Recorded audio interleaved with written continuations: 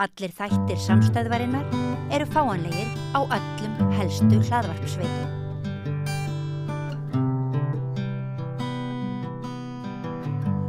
Komiði sæl, velkomin að Rauðaborðinu. Ég heiti Oddný Eir og til mín er komin góður gestur, það er Tatjana Latinovic. Hún er formaður Kvenréttindafélags Íslands og einn stofnanda samtaka kvenna af erlendum uppruna á Íslandi. Og líka þýðandi, ég þekki þið nú líka sem þýðanda, þú hefur þýtt bara á annan tug íslenskra skáldverka yfir á króatísku og serbnesku, já. Þannig að þér er eiginlega margt til listarlagt, má segja. Takk fyrir að koma. Takk fyrir að hafa mig, gaman að koma hingað. Þú færði mér hérna þetta stórkostlega tímarit sem heitir 19. júní og er tímarit Kvenréttindafélags Íslands. Og getur þú sagt mér frá þessu, þetta er svo spennandi greinar einmitt í þessu hefti, getur þú byrjað að segja okkur aðeins frá því? Já, gjörna. 19. júní blað er með elstu tímarita á Íslandi, kemur í ár í 74. skipti. Kvenréttindafélag Íslands hefur staðið útgáfu í öll þessi ár. Og kemur árlega og í síðan ár hefur okkur tekist að það komi út á 19. júní, það er rosalega skemmtilegt.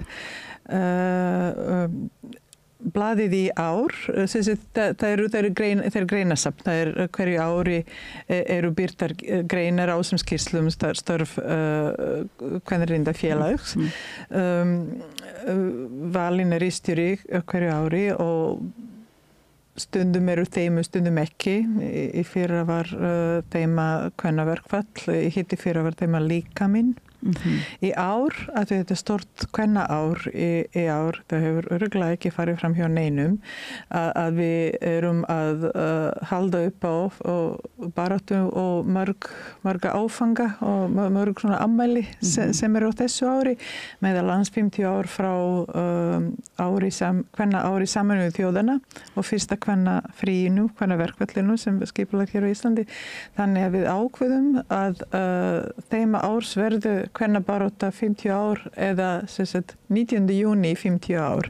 Þannig við fengum Kristínu Ásgeirsdóttir, dóttur sagfræðing sem er líka í framkvæmdastjórn kvennaárs með mér og fleiri, að vera að sjá ritstjórn og hún las í gegnum 50 ára blöð 50 eintökum blöðum og valda greinar og það var mjög erfitt. Það er mikið að vera skrifað og svona til að svona spegla og ná einhverju svona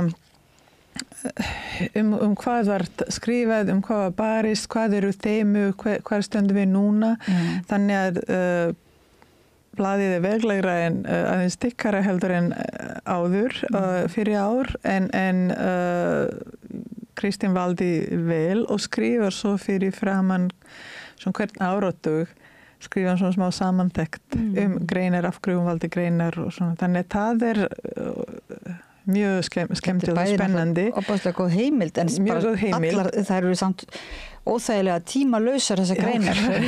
Já, maður falla sendur stundum, en stundum gott að rifja upp hvað baráttukonur fyrir ára hafa verið að kljást við og ég bara vona að tímaritið þess að sagt, þetta er félagsrit, það er send til alla félagi í Kvenréttindafélaginu, þannig að fólk skráir sig í Kvenréttindafélagi, það fær þetta send heim.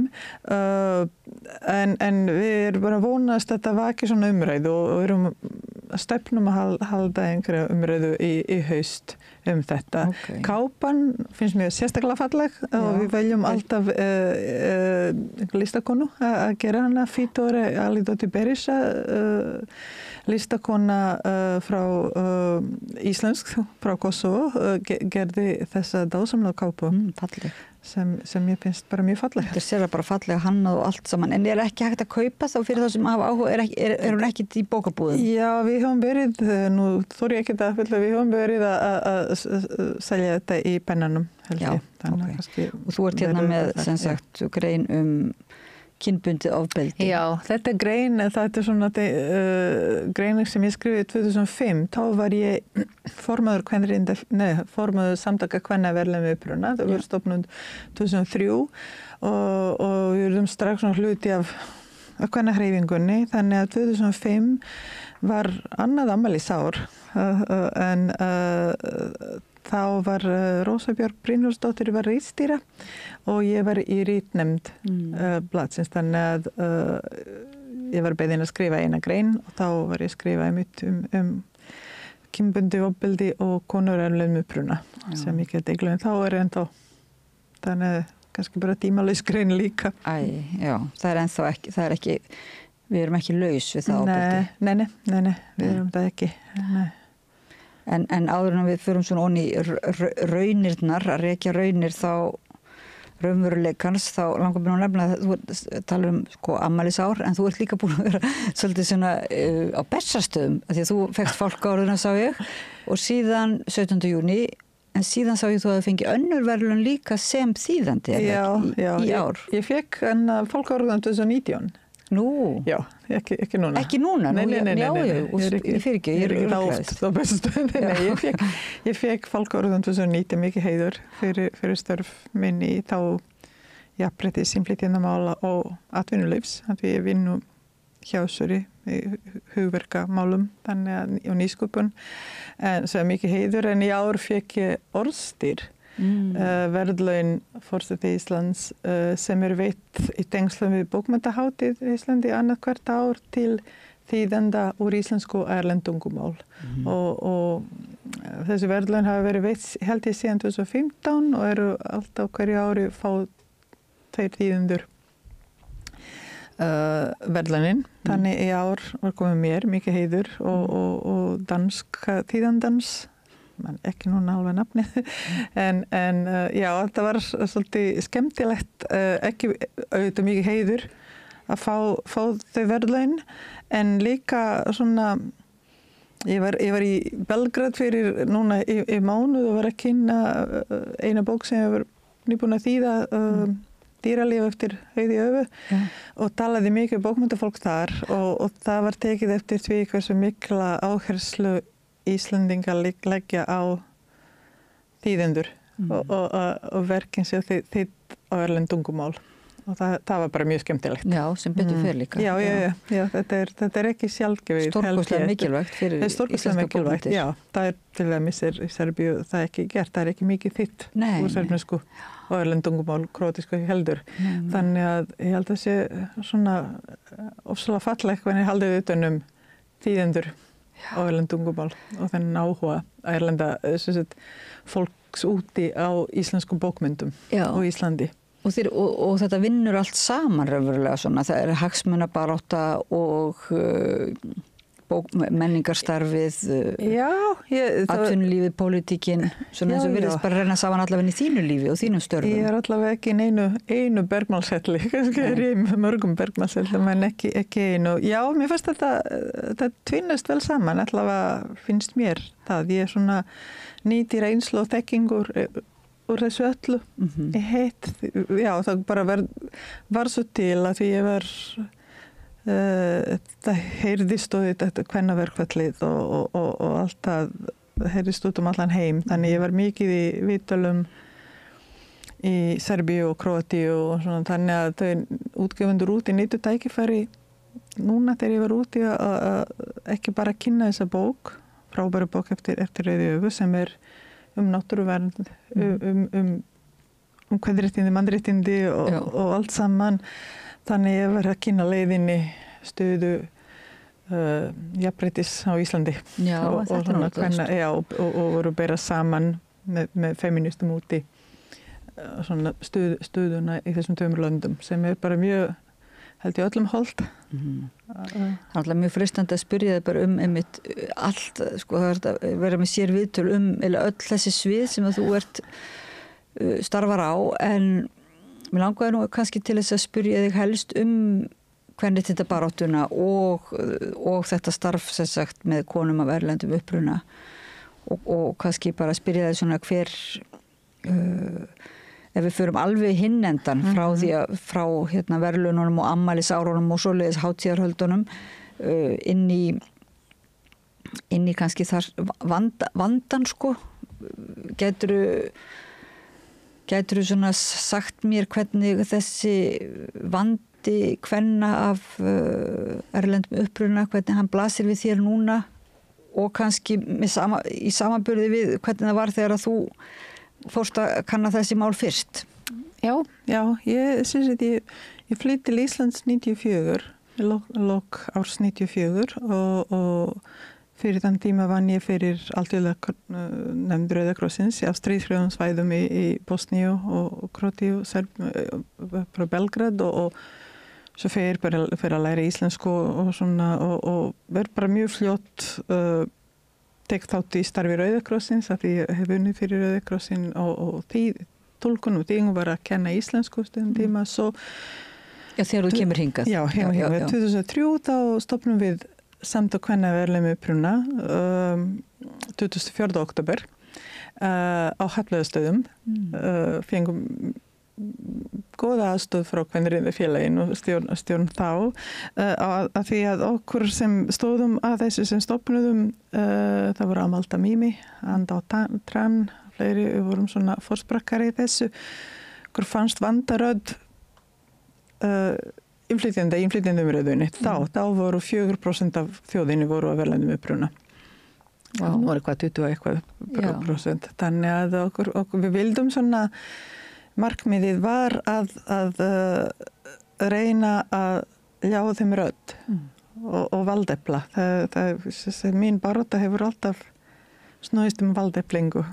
Ekki að tala fyrir einhvern heldur en að mynda einhverju svona sýnileika hreyfingu og við vorum mjög fljótt, þetta var svona, vorum fyrst að hugsa hvort við ættum að stofna samtök innflytjenda og eitthvað, þetta voru svo bara tókum eftir þessu, við erum bara konur og svo kristalluðist svona áherslunar okkar mjög fljótt sem voru bara jafnrétti fyrir konur og sýnileiki.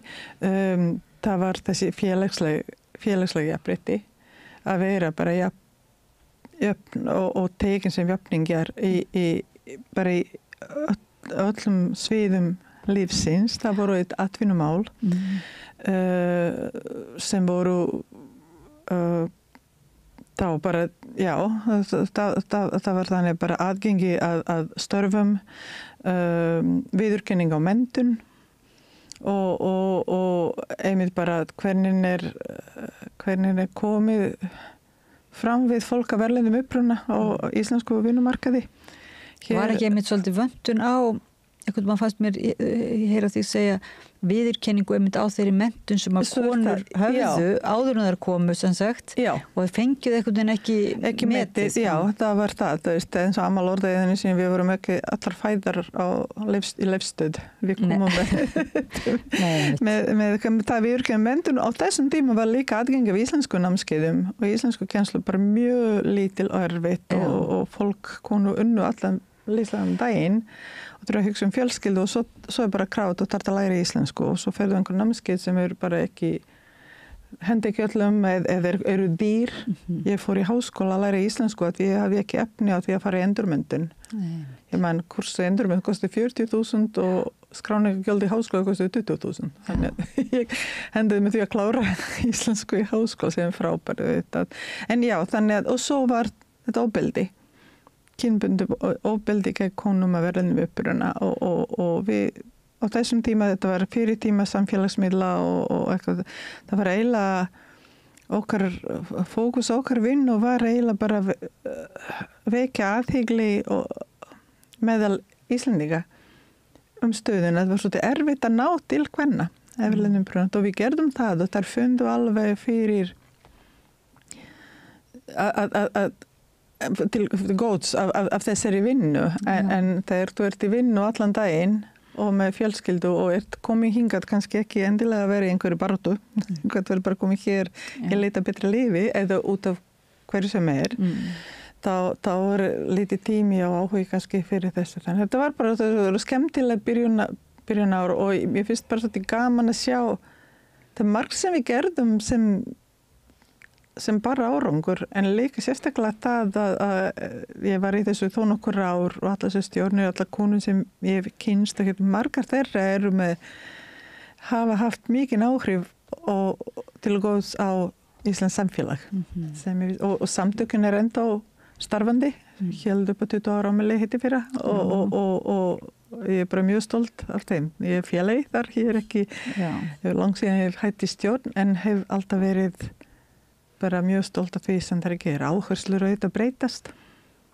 En auðveldara núna heldur að ná þá til hvernig af erlendum uppruna að þú nefnir samfélagsmiðla? Já, ég hugsa það eru þekktari og svona, ég hugsa það og þessi samtök virkari raunverulega bara þannig að, og þekktari og virkari þannig að konur vita þá eins og hvað þær geta leita til. Já, við byrjuðum fyrir mörgum árum með svo kallar jafningjaráðgjöf sem frábært við verið að taka vaktir þar og svona þar sem það auglist og konur geta komið eða hitta Zoom og svona það líka svona svolítið maður tekur púlsinn á stöðu og vandamálum sem eru enda til staðar en ég vil líka bara taka fram þetta sé ekki bara vandamál sem tengjast erlendum konum það margt frábært og margt og ég held að bara Íslands samfélag sé ríkari fyrir því að svona margt fólk hefur sest hér að og að auka það. Já, náttúrulega vafa lítið. En þegar við erum að tala vandamál, maður hugsa vandamálið náttúrulega ekkert, eins og kynbundið ofbeldi, vandamálið samkvæmt könnunum ekkert síður hjá íslenskum konum, en þær kannski ekki málið það að þær vita frekar kannski hvert að leita. Já, það ég segi alltaf, að það var einmitt að vera svo áhugavert ef við byrjum að tala þetta, leið það einhver fundur, ráðstefna eða eitthvað kynbundið ofbeldi leið og það nefndi erlendar konur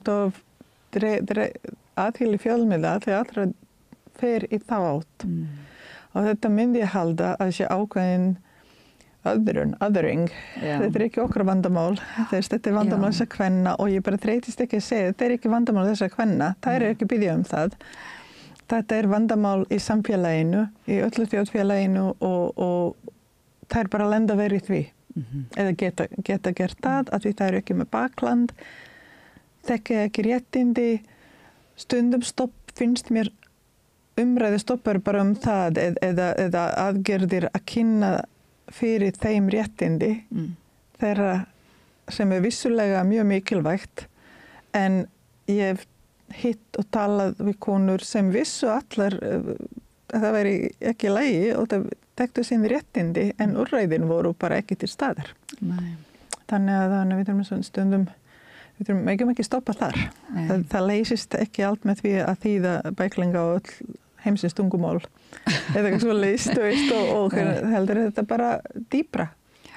En jú, vissulega ég var líka í nokkur ár í stjórn kvennaatkvæðs vissulega kvennaatkvæðum kannski stærra hlutfall kvennaverðlunum uppruna heldur í íslenska bara að því að þær hafa ekki baklandið.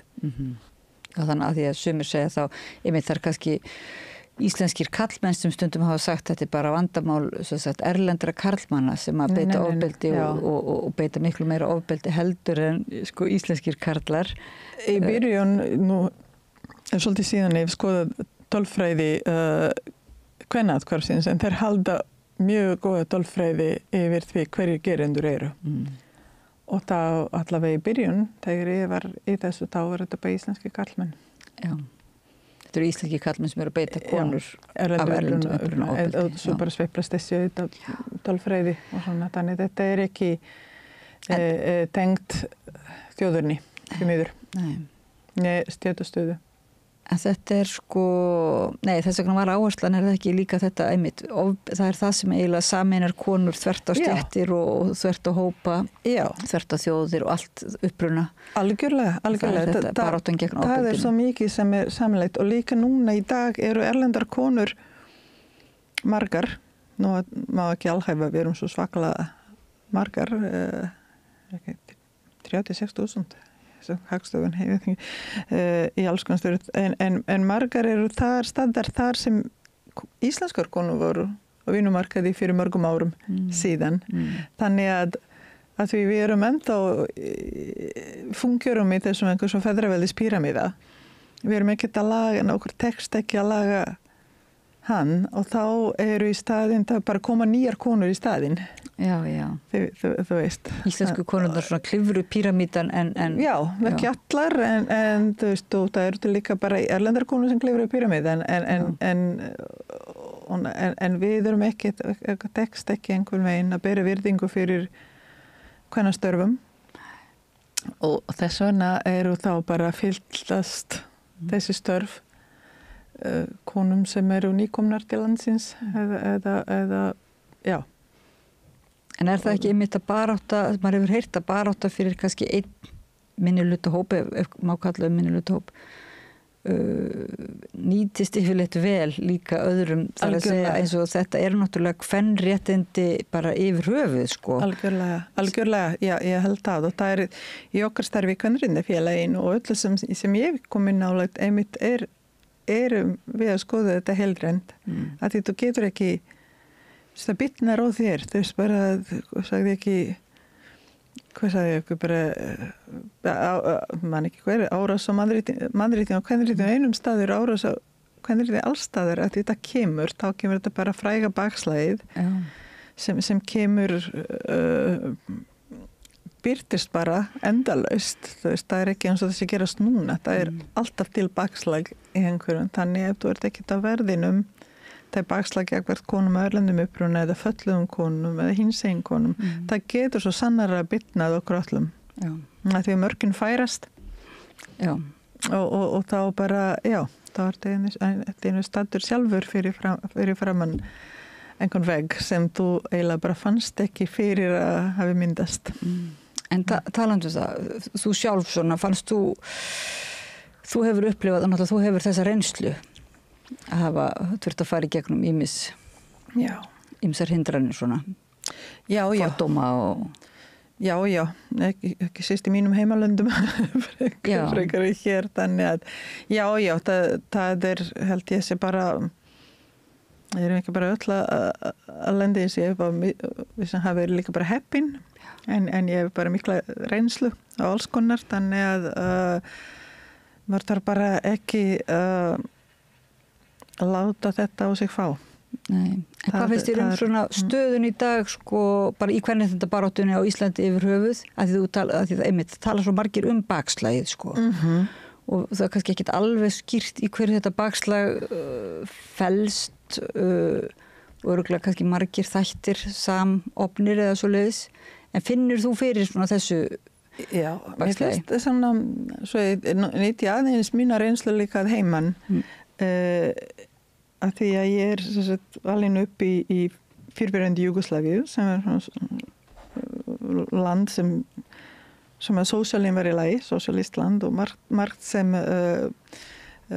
konur stóðu jafnvægis körlum í baróttunni gegn nasisma og fasisma og að mynda þetta nýja land sem átti að vera fullkomið og allt, og það margt sem var þar þegar ég var alast upp sem var bara til fyrirmyndar, og þegar ég skoða núna stöðu kvenna 75 hér á Íslandi eða 70, þá vorum við í Júgóslavíu miklu lengra komin. Verðandi menntun, verðandi dagvist og allt það, en staðan svo sannarlega breytt í dag. Og mér finnst sérstaklega að ég hef verið að stúdera þetta núna þessi kvennasögu mikið hér og þegar ég kom þá var aðanöð að fylgjast með allri löggjöfinni með öllum svona systematískum lausnum sem íslenskar kvenréttindakonur kvennabarátta hefur áorkað. Dagvistunarmál,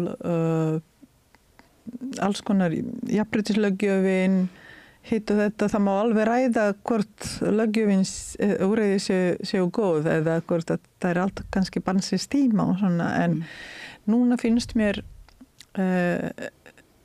nýlega að fyrir fólk gleymir af hverju var þetta komið til. Þetta kom ekki bara til að því að þetta eitthvað í íslenskum kultúr, í íslensku þjóð, einhverju menningu, að þessi jafnrétti bara alls ekki.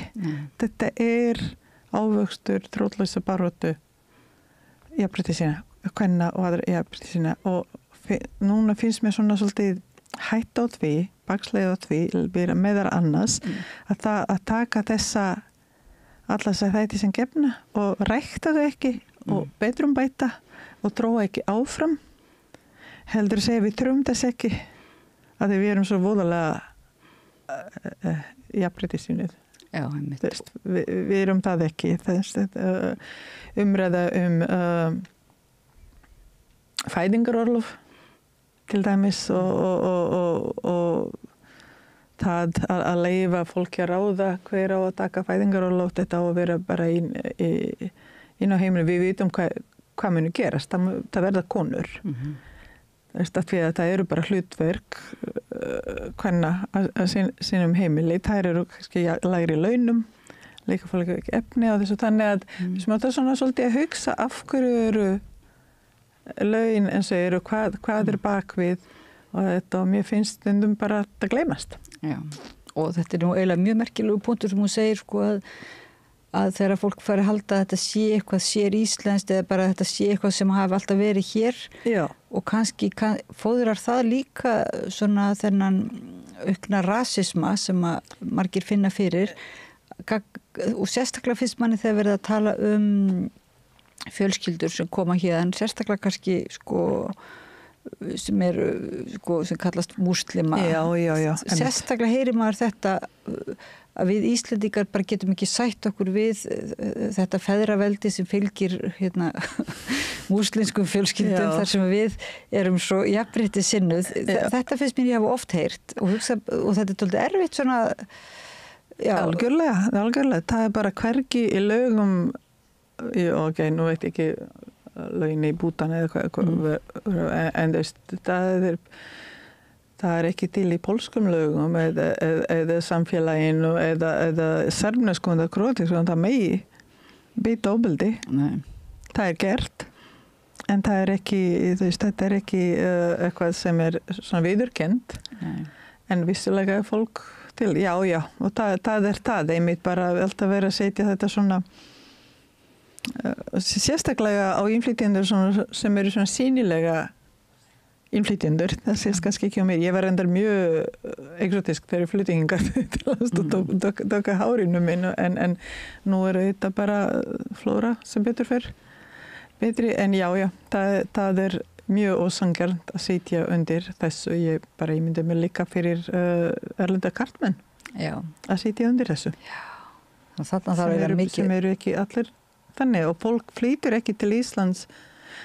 Ég held að flest okkar sem flytja til Íslands flytjum að því að samfélagið eins og frægt í útlöndum að vera jafnt og í tækifæri til staðar fyrir alla og svona þessi félagslega hreyfanleiki er góður og fólk getur bara alið upp börn sinn í fríði og hér ég held að ég bara stóra efast að flestum okkur þetta í huga að koma hér og breyta samfélaginu eitthvað annað heldur en það er. En við viljum auðvitað bara vera þáttakendur og taka þátt í þessu. Þetta heyrir maður líka svona mantru. Og ef okkur finnst það ekki vera, þá kemur til vandræða. Við erum útilokuð. Já, þá kemur til vandræða. Já, og fáum ekki að njóta okkur eins og við viljum. Fáum ekki að ala upp börninu okkar eins og öll íslensk börn eru alin upp. Já, ef það verður svona einmitt markviss útilokun þá náttúrulega ekkert skrítið að verði komið til einhver einangrun og svona, Þetta heyrir maður því miður meir og meir núna svona víða bara jafnvel einhverjum útvarpsþáttum hingað og þangað svona þinginu að við séum sættum okkur við að fólk komi ef að það er tilbúið til að laga sig að okkar gildum og þá er það þessi uppbjónu gildi.